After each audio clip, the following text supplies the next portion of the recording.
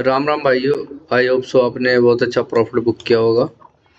ये जो भी लेवल देता हूँ ओनली फॉर एजुकेशन पर्पस देता हूँ, और अपने रिस्क पे आप ट्रेड लो और अपने स्ट्रेटजी के हिसाब से।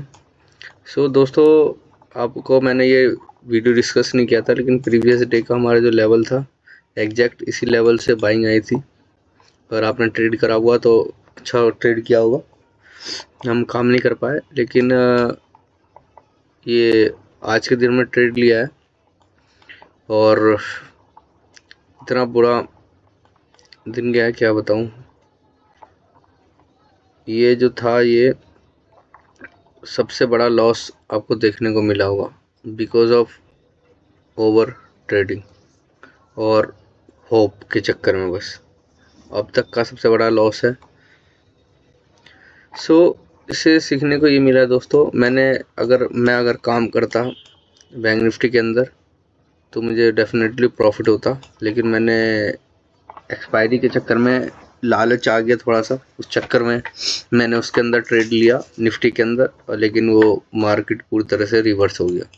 अगर मैं यहाँ पे ट्रेड लेता इसके अंदर तो इजीली मैं 59,000 के साइकोलॉजी लेवल तक टारगेट लेता और इजीली डन करके निकल जाता। लेकिन मार्केट ने इतना तगड़ा ट्रैप बनाया निफ्टी ने। आपको दिखाता हूँ लेवल, ये देखो कितना तगड़ा ट्रैप बनाया।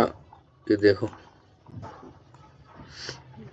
मैंने इस कैंडल पे एंट्री बनाने ऑलमोस्ट 2700 का प्रॉफिट भी चल रहा था।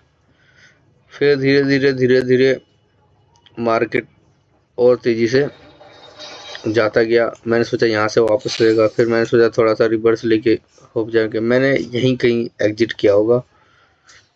और दोस्तों इतना बड़ा लॉस हुआ है क्या बताऊँ, पूरा साइकोलॉजी हिल चुका है।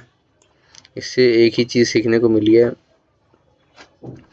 कि ओवर ट्रेडिंग मत करो। और सबसे बड़ी गलती मैंने ये करा था कि मैंने सिस्टम पे एसएल नहीं लगाया था।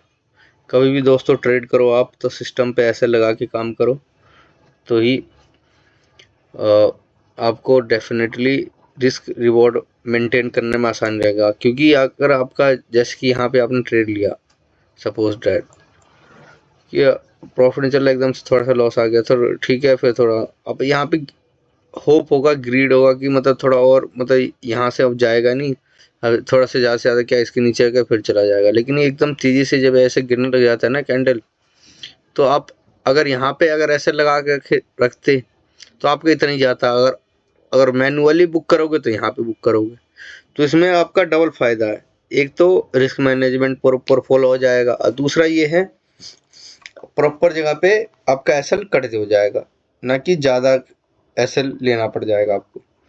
इसी कहते हैं मेरा टारगेट ये था इसके अंदर। और निफ्टी में तो डन भी हो गया, जो मैंने डिस्कस किया था। इसमें भी 28-26 हज़ार का साइकोलॉजी लेवल है, इसको हम टारगेट करने की कोशिश कर रहे थे, लेकिन मार्केट यहाँ तक भी नहीं आया बिल्कुल भी।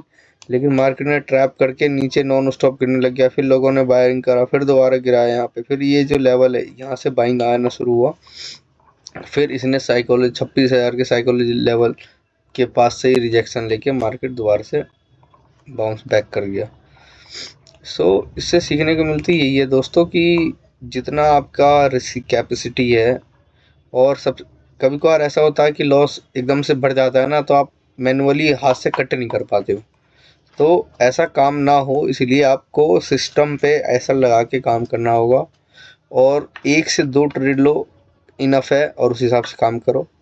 मेरा आज तक का सबसे बड़ा लॉस है ये, जो मैं आपको शेयर कर रहा हूँ इस दिन का। सो कल के दिन हम दोस्तों ये प्लान रहेगा हमारा। यहाँ पे देखने को मिला होगा, यहाँ पे जितने भी बायर्स थे इनको रैंडमली मार्केट ने निकाल दिया था। सो निकालने की वजह से तो यहाँ पे केवल यहाँ पे फिर ऑपरेटर का जोन आ गया था, यहीं से रैली करी थी मार्केट। और यहाँ पे जो रैंडम जो बायर थे उनको निकालने के बाद मार्केट में केवल यहाँ पे बाइंग ही आ सकता है। सो इसलिए मैंने यहाँ पे पोजीशन बनाया और इजीली टारगेट नहीं मिल पाया। अगर मैं यही काम अगर निफ्टी के बैंक निफ्टी में करता तो हो जाता इजीली टारगेट डन, लेकिन ऐसा नहीं हुआ। सो मेरा ऐसे हो गया। मेरा प्लान इसी वजह से था क्योंकि यहाँ पे एसएल ऑलरेडी इन सब के निकल गए, तो अब बचा क्या है, जो ऊपर जो सेलिंग करके गए तो इनको हम टारगेट करने की कोशिश करेंगे। बैंक निफ्टी में तो एग्जैक्ट वैसे ही हुआ, लेकिन निफ्टी में ऐसा नहीं हुआ। ट्रैप बना के मार्केट नॉन स्टॉप फॉल कर गया, फिर उसके बाद जब साइकोलॉजी चेंज कर लिया तब बाइंग में आने लग गया मार्केट। सो उस हिसाब से वर्क किया। सो दोस्तों कोई बात नहीं, ये पार्ट ऑफ द प्रोसेस है, प्रोसेस पे ध्यान दो बस, ये सब चलता रहता है। आपको लगता क्या उस पर काम मत करो, जो हो रहा है उसके ऊपर काम करो। सो यहाँ पे हमारा प्लान रहेगा, फ्लैट के केस में हमारा बाइंग का व्यू रहेगा। अगर मार्केट गैप डाउन होगा और इस लेवल के नीचे आता है तो हमारा सेलिंग का व्यू रहेगा। और गैप अप के केस में बाइंग रहेगा। ये रेजिस्टेंस लेवल है दोस्तों, इस पे मार्क करके रखना। ज़्यादा बड़ा गैप हो तो अब ये ज़रूर देखना कि इस लेवल का ब्रेकआउट हो तो बाइंग करना। सो उस हिसाब से काम करना, नहीं तो ये यहाँ से गिरने का भी चांस हाई है। ये वाला जो लेवल, ये जोन है जो। सो हमारा फ्लैट के केस में बाइंग का प्लान है, गैप अप के केस में बाइंग का प्लान है, गैप डाउन के केस में सेलिंग का प्लान है। और फ्लैट के केस में इस लेवल के नीचे होगा तो भी हमारा सेलिंग का प्लान रहेगा। ऐसे ही हम एग्जैक्ट हम इसमें भी काम करने वाले हैं बैंक निफ्टी में। फ्लैट के केस में बाइंग का प्लान रहेगा, गैप अप के केस में इस लेवल के ऊपर क्लोज करेगा तो बाइंग का प्लान रहेगा, और गैप डाउन के केस में भी सेलिंग का प्लान रहेगा। फिर इजीली हम लोगों को टारगेट देखने को मिल सकता है अगर मार्केट गया तो। सबसे बड़ा सपोर्ट यहीं पे है एग्जैक्ट बैंक निफ्टी के अंदर। सो उस हिसाब से काम करते हैं। और दोस्तों आई होप सो आपने भी अच्छा प्रॉफिट बुक किया होगा। अगर आपने इसके अंदर काम किया होगा, इस लेवल के जैसे इसने मेरे ये जोन के ऊपर जैसी क्लोजिंग किया था तो मैंने बाइंग करा था। अगर करता तो प्रॉफिट हो जाता, लेकिन मैंने ऐसा बिल्कुल निफ्टी में करा, लेकिन मुझे ऐसा लेके जाना पड़ा, वो भी बहुत बड़ा, क्योंकि मुझे उम्मीद था ये रैली कर चुका है और उसके चक्कर में उससे उम्मीद रख रहा कि थोड़ा सा ट्रैप करके नीचे अप साइड का रैली कर देगा, लेकिन वो धीरे धीरे और ज़्यादा और ज़्यादा और ज़्यादा, यही क्या होता है साइकोलॉजी। एक बार डिस्टर्ब को आप एसएल कट ही कर नहीं पाओगे, फिर धीरे धीरे धीरे करके और इतना ज़्यादा एसएल बढ़ जाएगा तो फिर आपकी मजबूरी में कट करना ही पड़ेगा। उस समय तक बहुत देर हो चुकी होगी, एसएल आपका बहुत ही कैपिटल बहुत ज़्यादा उड़ा देगा आपका। सो इस हिसाब से ऐसा गलती मत करो। और क्या कहते हैं, कभी भी ओवर ट्रेडिंग मत करो।